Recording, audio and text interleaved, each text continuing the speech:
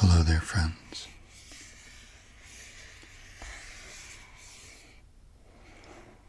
Welcome back.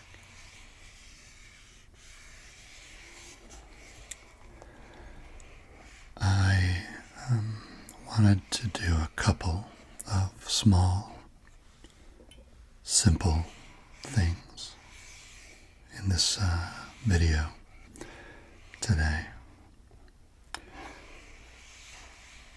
Basically split into two basic parts.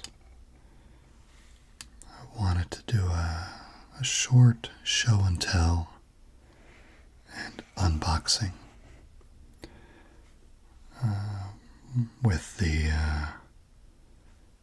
my old GPS watch and the newer watch that replaced it this year.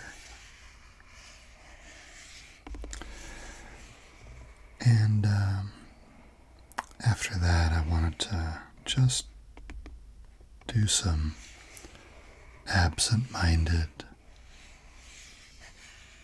cardboard tapping on the empty box and muse a little bit about memory.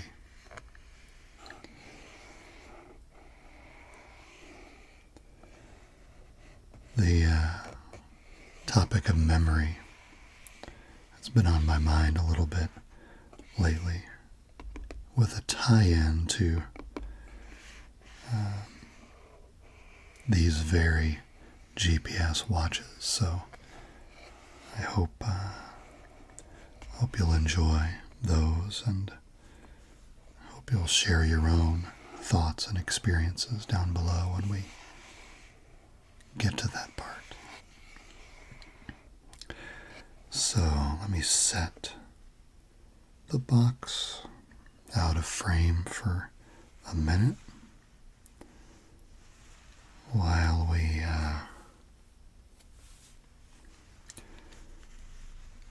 take a look at these couple of items.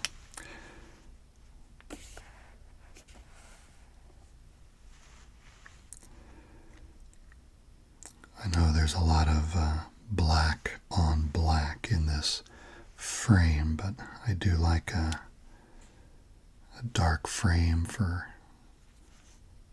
helping to sleep and such, so I will use my hands to make these a little bit more visible. Here's our first kind of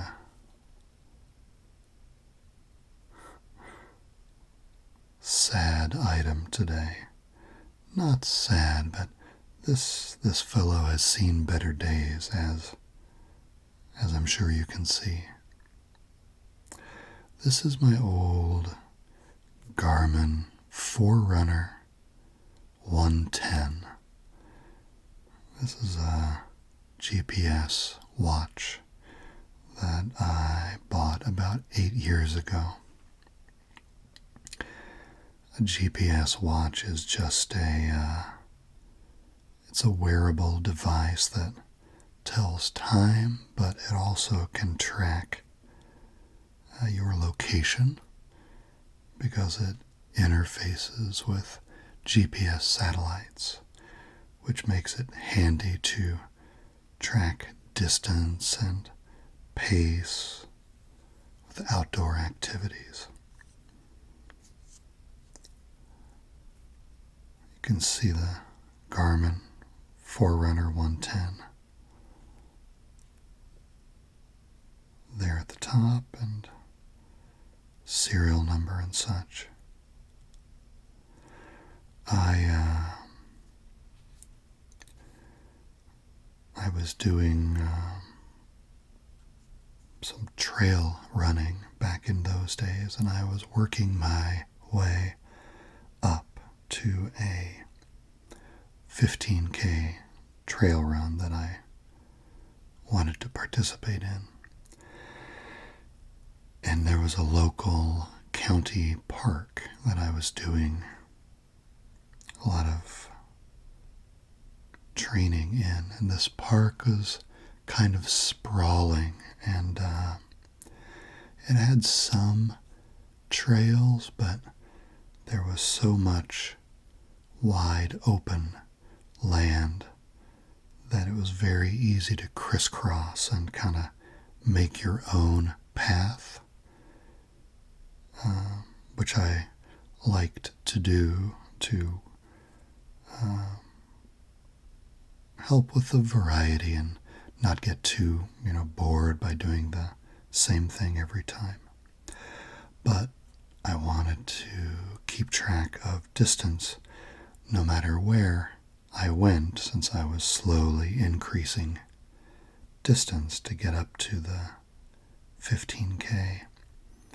And so I bought this GPS watch to allow me to go anywhere I wanted to in the park and still keep track of what distance I was running that day. It came in really handy for that. But as you can see, probably the biggest problem with this device is that it used a silicone strap that was molded into the watch body. It was not removable and replaceable with a pin right here. And so when the silicone eventually failed, as they all do, you're in a bit of a pickle because you can't replace it. I even tried some repairs when the brake was a little farther away from the body, some staples and duct tape and things, but it was all in vain. And you were eventually left with this perfectly functional watch body with no strap. It's a pretty big design flaw.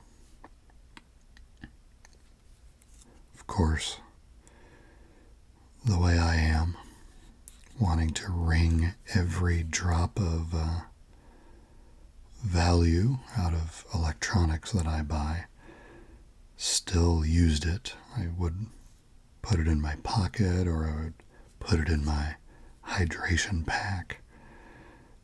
I got an embarrassingly large amount of use out of this device, even after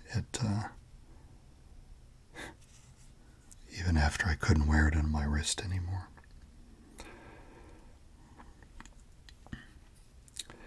You'll see on the back also we have these 4 contacts in a small arc pattern along the edge, and that was the charging interface. That's where this fellow came in. It had kind of a spring-loaded clamping kind of a mechanism here, and you have the 4 pin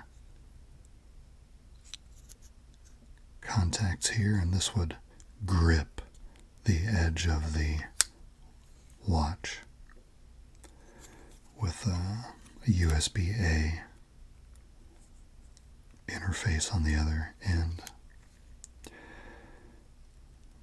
And in a bit of odd timing, right around the time I was retiring this device and securing its replacement, the plastic cracked right on the hinge right here. I think it displaced a little bit and the spring slipped out of position. And so the little clamping mechanism doesn't even clamp anymore. It just kind of flops around. Whenever the timing works out like this, I always wonder if the device knew it was getting retired soon. Don't we think that with our cars sometimes? It throws a bunch of maintenance costs at us when we're using it to drive to car lots to shop for its replacement. I think they have ways of knowing these things.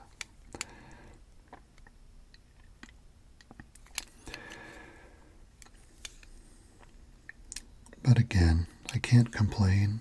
I got a lot of good use out of this Forerunner. But this year, on Father's Day, as a gift, I received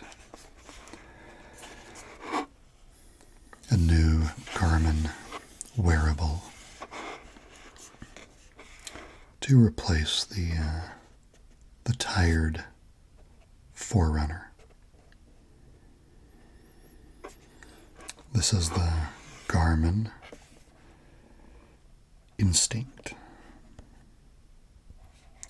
Rugged GPS watch, it says.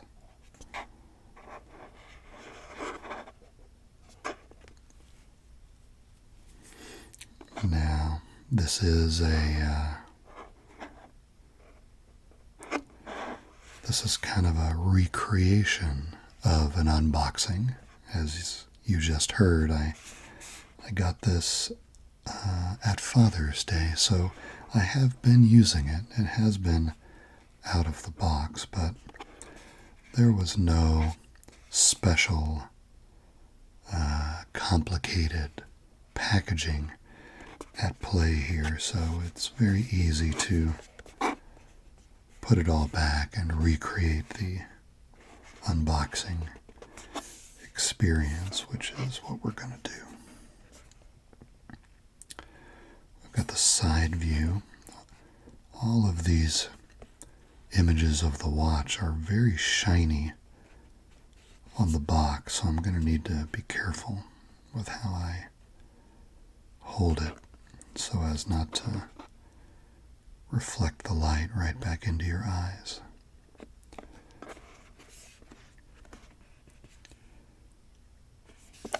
Looking at all the sides.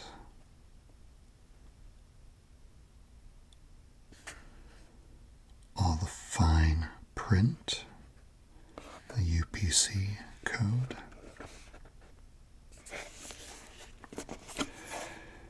And then the back. This is the Instinct in the graphite color. Rugged GPS watch tracks and navigates in challenging environments, is what it says. And then it repeats itself in a myriad of languages. This claims a 16-hour battery life with running in GPS mode. The GPS receiver is typically the biggest draw on a battery with these kinds of devices, cell phones as well. Or 14 days of battery life in smartwatch mode. That's without the GPS. It's got a 45 millimeter body, so it's a fairly large device on the wrist. and a water rating of 100 meters. It has a 3-axis compass, a barometric altimeter, and of course it does the GPS navigation, which is the main reason I have it. And it mentions the satellite networks or protocols, or I'm not a GPS expert, so but the ones that it interfaces with here. Built-in sports apps. These are the modes that you activate when you're recording activities. It's got a wrist-based heart rate. Means it has a little light on the back that kind of reads heart rate through your wrist, but it'll interface with external sensors as well, like a chest strap. And smart notifications. It will pair with a phone and let you know when you have a call coming in or texts or things. And then it says here military standard 810G, thermal, shock, and water. Mil 810G is it's an environmental qualification spec, and so these things just say that it meets that spec in these various areas.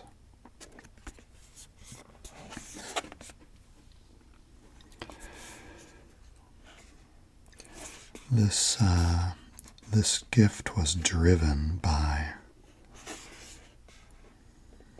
we're all adapting to this odd world here in 2020. I started walking a lot more about 8 weeks or so into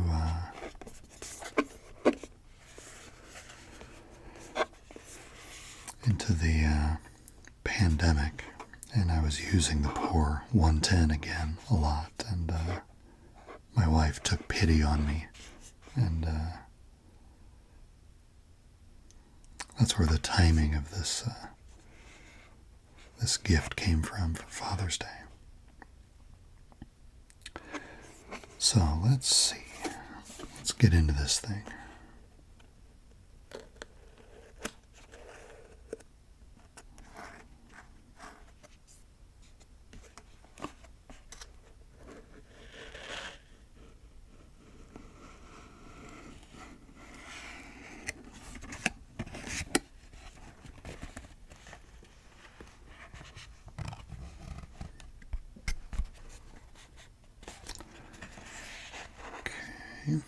First step, successful. Oop, gotta watch that lamp. Here's a close-up, more dark colors on dark colors, but hopefully you can see some detail here.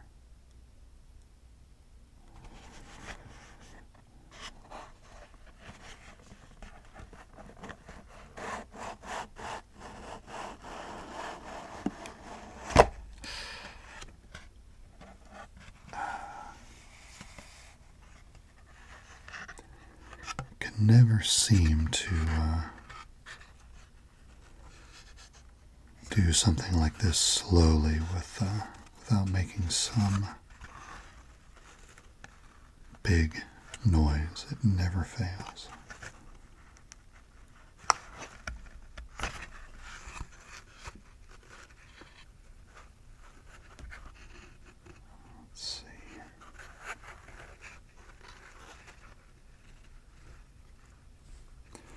Undo the strap.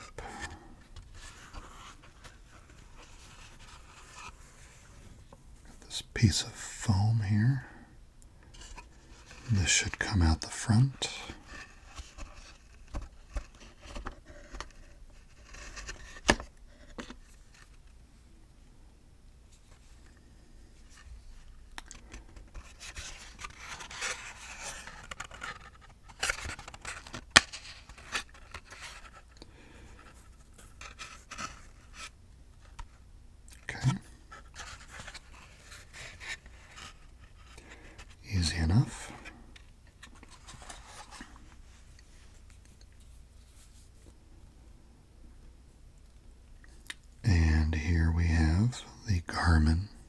instinct.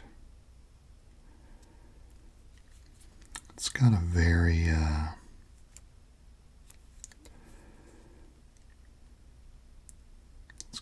Casio style aesthetic to it, which I suspect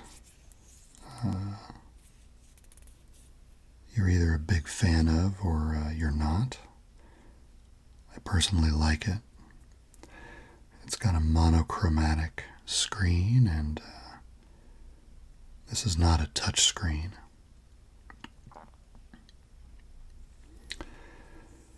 Let's see what else we have in the box before we get too much into the watch.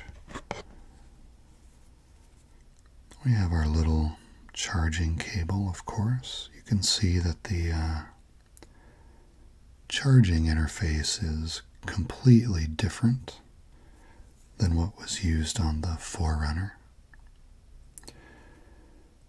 It's some new interface that Garmin is using these days.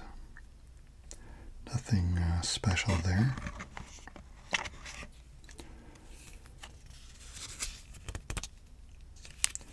We've got a quick start manual. Nobody really packages full users' manuals on paper anymore. They just point back to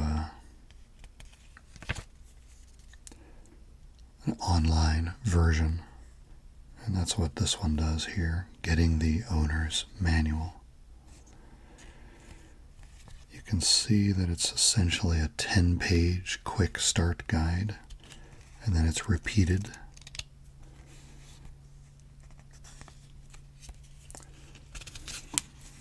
In all the other languages.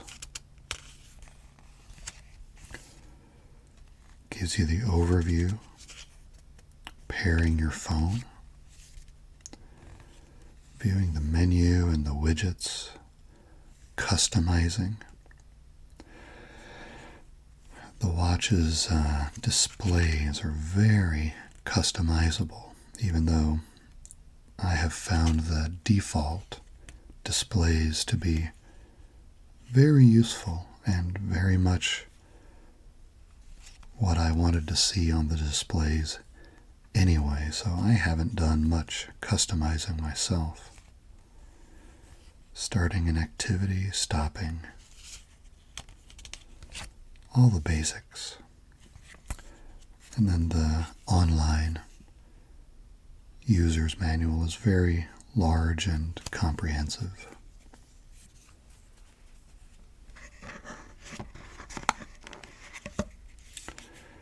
Then we have the safety and product information, which I'm sure we all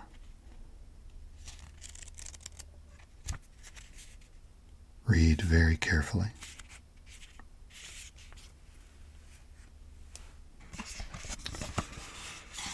And then we will get back to this box in a few minutes.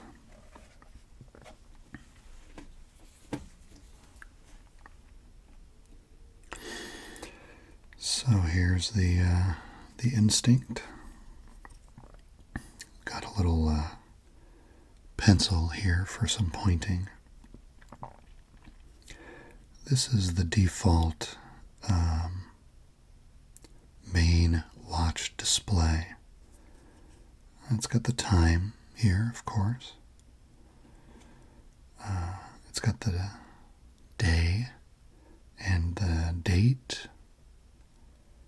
in the little round window here at the upper right. It's got a heart rate here, which it reads from the three lights on the back of the body.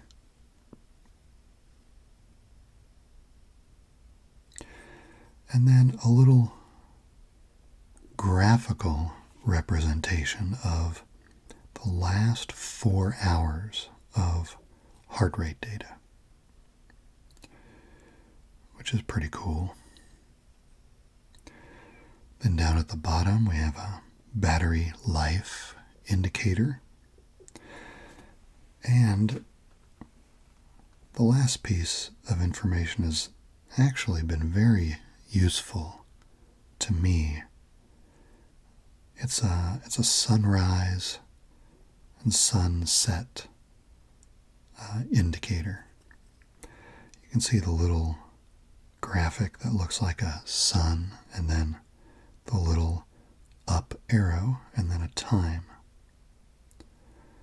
And then after sunrise, this number changes to the time of sunset. And I do a lot of walking in the morning before I start work. And then sometimes I'll maybe get the bike out in the evening. And it's very helpful to me to know the sunrise and sunset times just by glancing at the wrist. I really like that feature.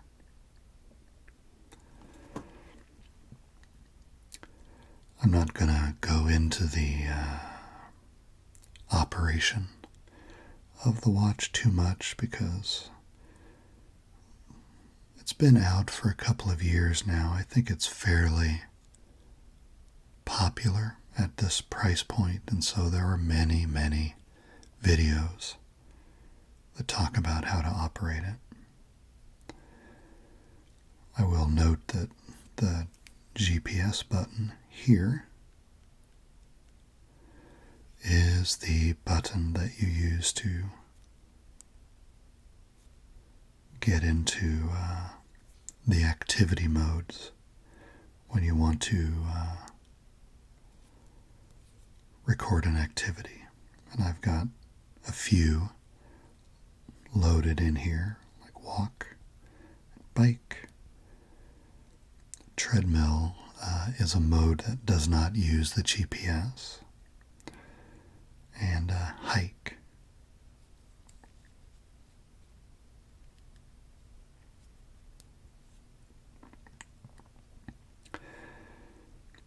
The other thing I will point out is that since I'm cheating a little bit with this unboxing, and in that I've already used the watch, you'll see if your eyes are sharp, you may have seen a couple of things that I've added that did not come with the watch when it was brand new. I'm trying to be careful about how to show this. I've added a glass screen protector here over the original display. This reflection that you see right at the edge here is actually coming off of the protector. I'm trying to show that little seam without reflecting the lamp. Right here you can see the edge of the protector. That's a glass protector similar to the ones that you'd put on your cell phone to protect it. And then on the back, you can see this little rubber plug or a protective cap.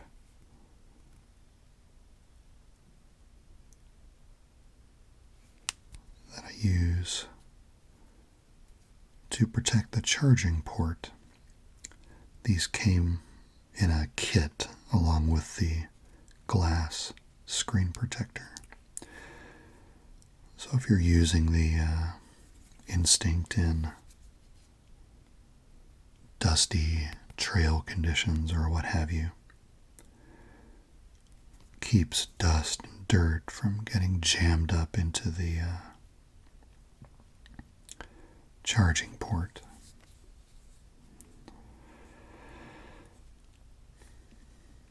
Overall, I've been very happy with the Instinct, and I've actually been wearing it a lot more than I thought I would. I only got it for tracking outdoor activities, but it also gives you a raft of other health data if you wear it all the time. Lots of sleep information and stress information. It uses a trait called heart rate variability to give you all sorts of information about your the kind of stress that your body is under. And that can be good stress or bad stress. Interfaces with the Garmin Connect website and app. Uploads your activity data automatically in the background through Bluetooth. I don't have to connect the device to a computer with the cord like I used to do with the Forerunner.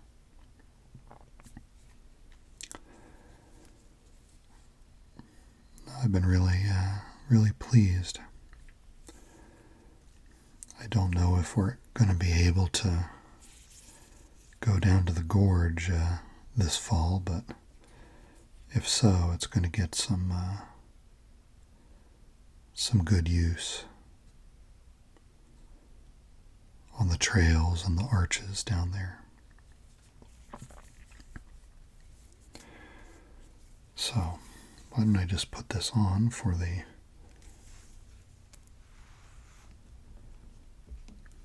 ramble portion.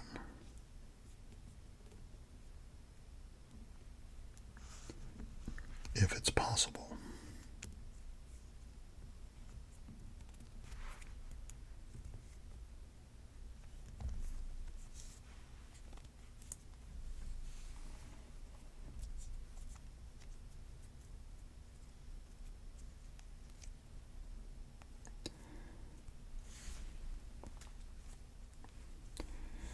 Very good.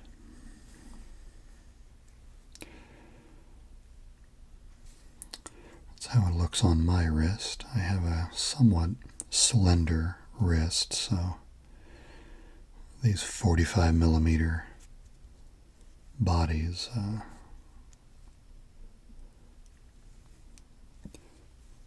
definitely large on my wrist, but for something like this, I don't mind at all.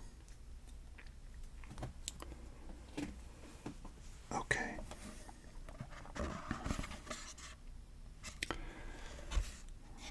So we're going to do a little bit of tapping now. Or cardboard handling in general.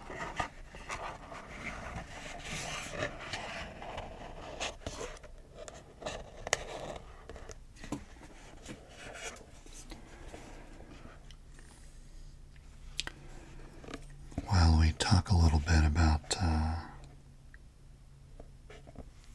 memory. And that might seem like an odd segue, but let me explain the connection.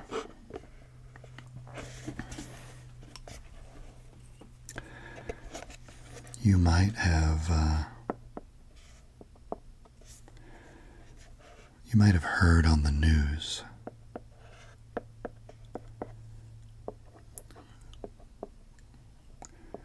few weeks back that this company, Garmin, was the target of a fairly effective ransomware attack that effectively shut down their online presence and their ability to take calls.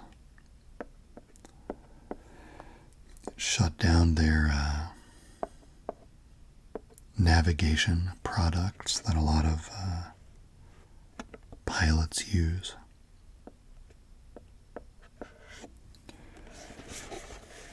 I read that the perpetrators of the attack were asking for $10 million to unlock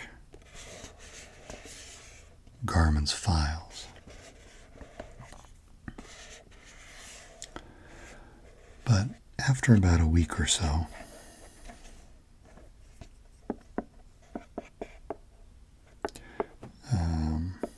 the services started to come back.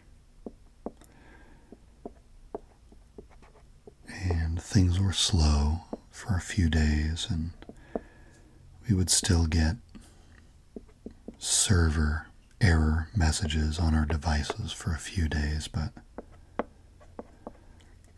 by the next weekend or so, things seemed to be operating normally again.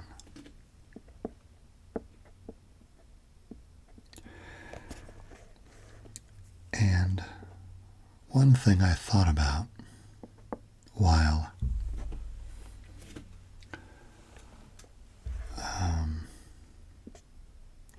this attack was going on was whether all of our activity data, the Garmin user community, whether that activity data would be lost.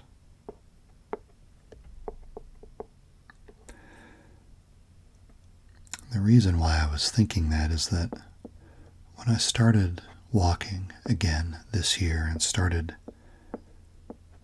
using the Old Forerunner in my pocket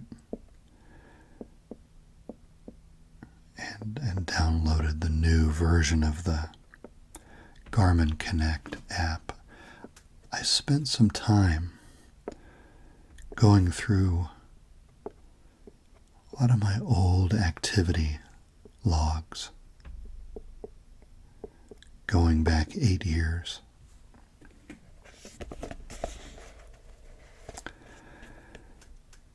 Because something that I was always in the habit of doing was not just uploading the activity, but I would also tend to write a few sentences in the notes because I liked using the Garmin as a bit of a activity diary. I liked putting in information about how the hike was that day, or whether it felt like a good workout, or whether I was struggling with a goal, or whatever it might be. There might be information about injuries or experiences with the people that I was with. And I was struck as I was reading these entries. I was struck by how much I had forgotten, frankly. And I don't mean notes about the runs or the walks or the hikes themselves, but there were little nuggets thrown in there throughout all of those years that I thought maybe I would have remembered without seeing those reminders. But I just didn't. For example, I saw an entry from my hometown. I was in my hometown doing some sort of trail run activity at a park that I I knew from as long ago as I can remember. It surprised me. I said, why is there an entry from my hometown? I don't live in my hometown anymore, although I do visit, of course, from time to time. And I clicked on it, and it was an organized trail run that I registered and paid for at a state park in my hometown. I completely forgot that I participated in that thing.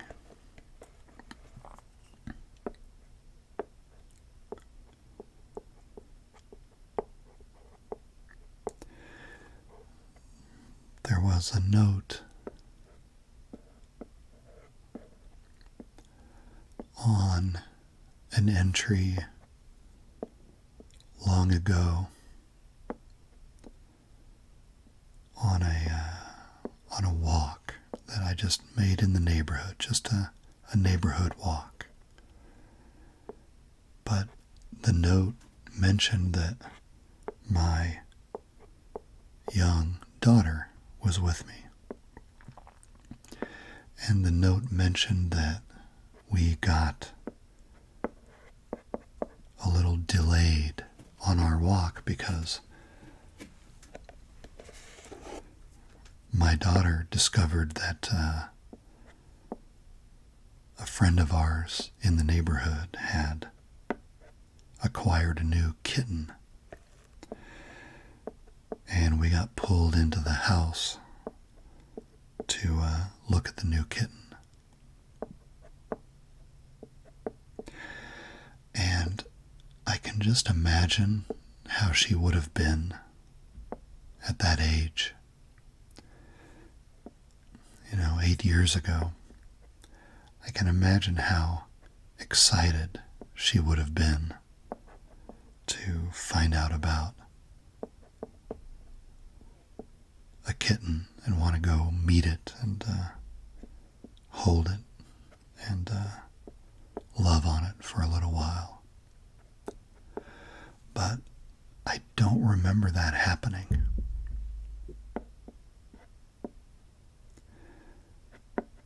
I can read it in the note, and I believe that it happened.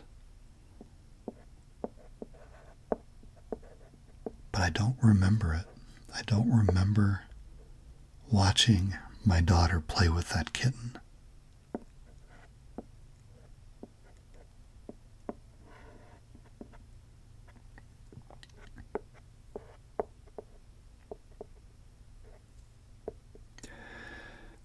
And I shouldn't be surprised. The human mind is not really that good at capturing comprehensive, detailed memory. But when you come back to a piece of evidence of a thing that you did or you experienced, particularly something that might have been cute or special or meaningful, and you realize that it's not with you anymore, it's not anywhere in your brain anymore.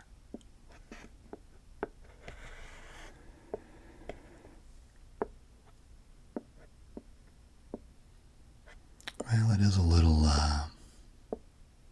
jarring. It's a little unsettling.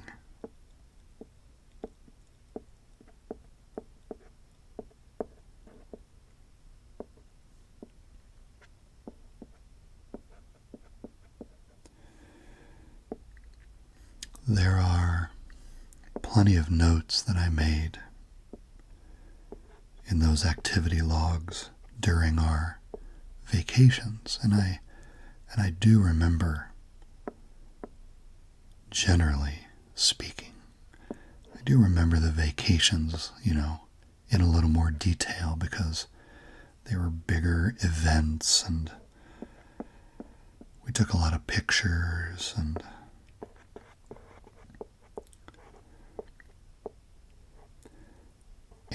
on more than one occasion I wrote notes in the hiking logs with my kids on those vacations that said something like that I was so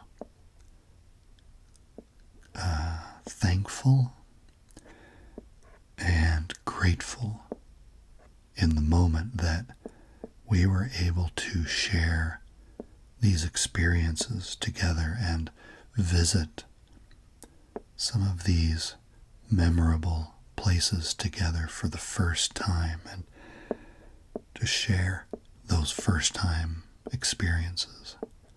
And I noted several times that I hoped my kids would remember these things that we were doing and remember them fondly, and that maybe someday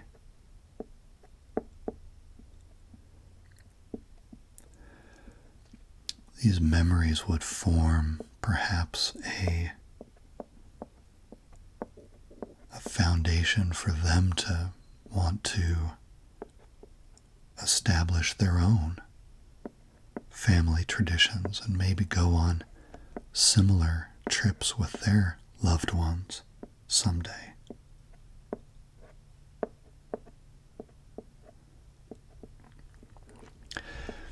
And I still hope that's true. I think as a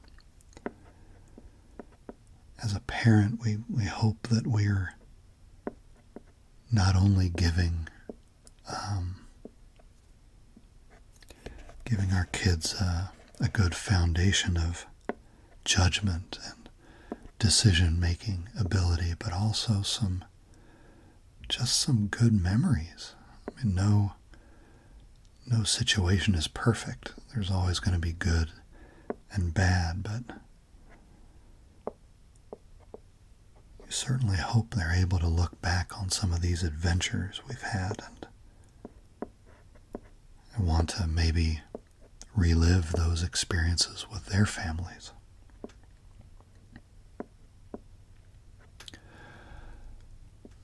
But when I look at these notes that I made, and I look at the detail and I realize how much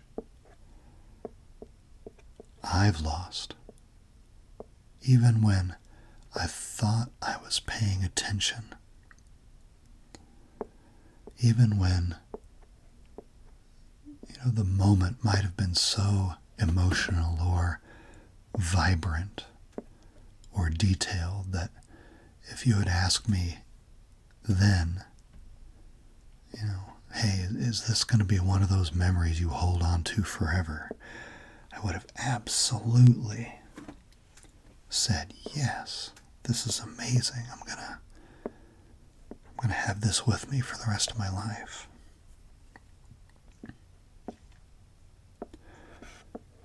But it's not true, is it? I mean, we'll remember that we did things. But time starts to smudge the detail around the edges. And it starts to color the memory and kind of blur it around and turn it into kind of an average of what it used to be, kind of mixing the good parts and the bad parts into one. And, if you had fun, you'll remember that you had fun, or if it was something bad that you don't want to do again, you'll remember that. But those specifics, if you don't take a picture, or if you don't write about it on a Garmin activity log after the fact,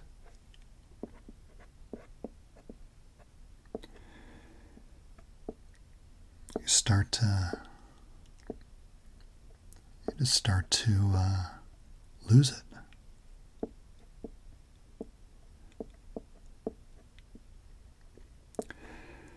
When I think about this video I'm making right now, and I think about this recording device that I'm using,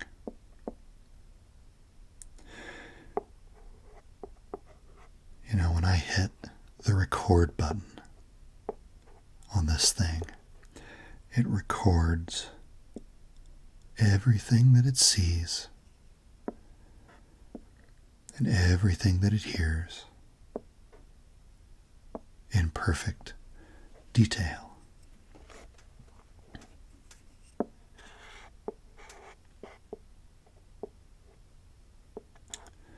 It records detail that I don't even care about and that I'll end up editing out later.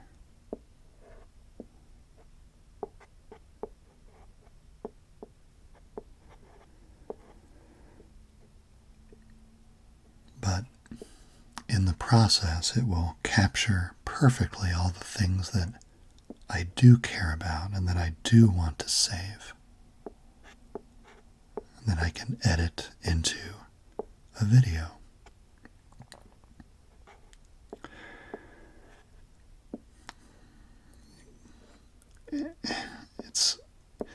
Isn't it interesting how unlike that our own brains are and our own memories are?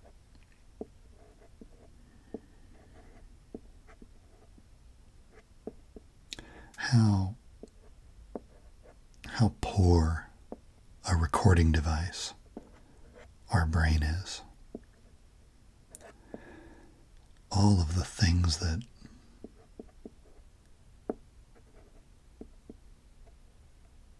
we would love to have captured in this kind of detail, so that years later we could go back and see, how did that go again?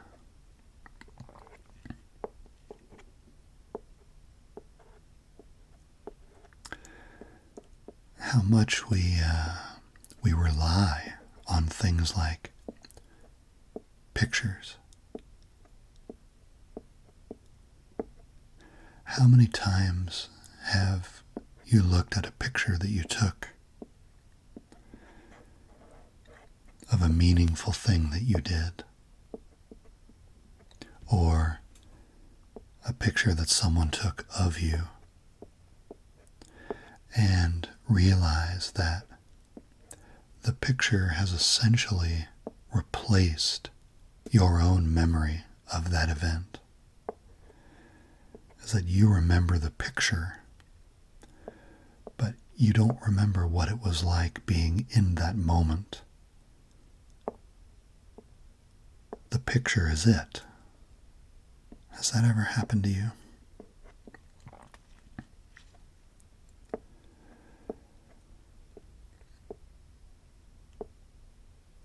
I guess it's a reminder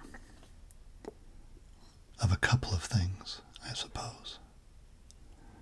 It's a reminder of how precious all of these fleeting moments are. I think we've talked about this before. How important it is to be as present as we can be in the important moments in our life, and maybe even the mundane moments. Maybe especially those mundane moments. To try to hold on to as much of that as we can.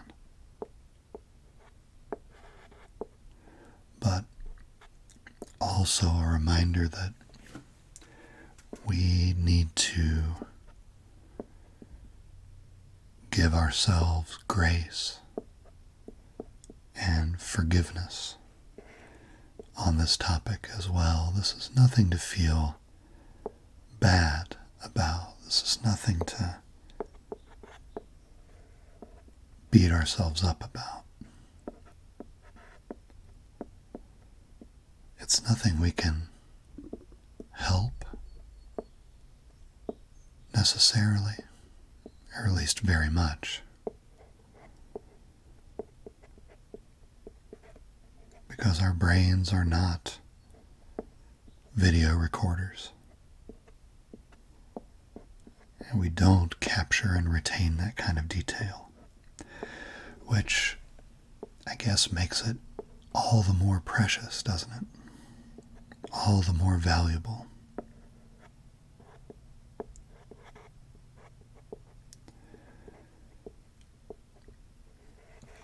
Imagine living at a time when essentially the written word, your diary at the end of the day, was the only document you had after the fact to kind of have a record of things you did or feelings you had or thoughts, reactions that you had to things in your life.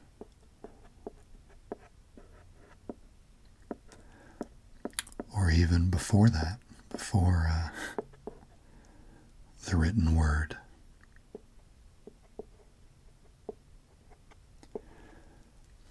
How many memories we've lost to time. How many amazing events were witnessed and forgotten.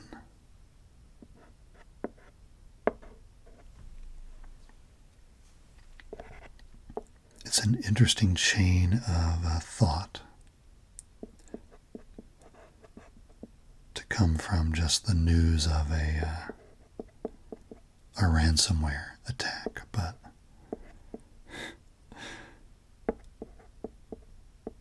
it's the way my mind works sometimes.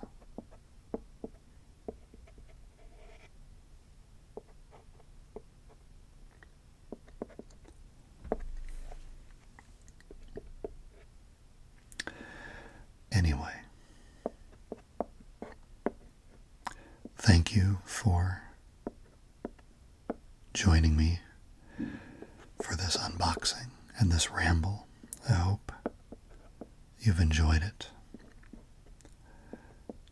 I'm very interested in your thoughts on this memory topic, if you have any to share down in the comments.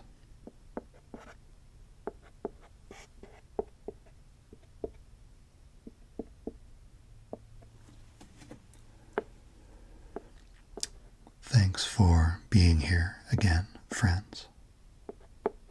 I look forward to seeing you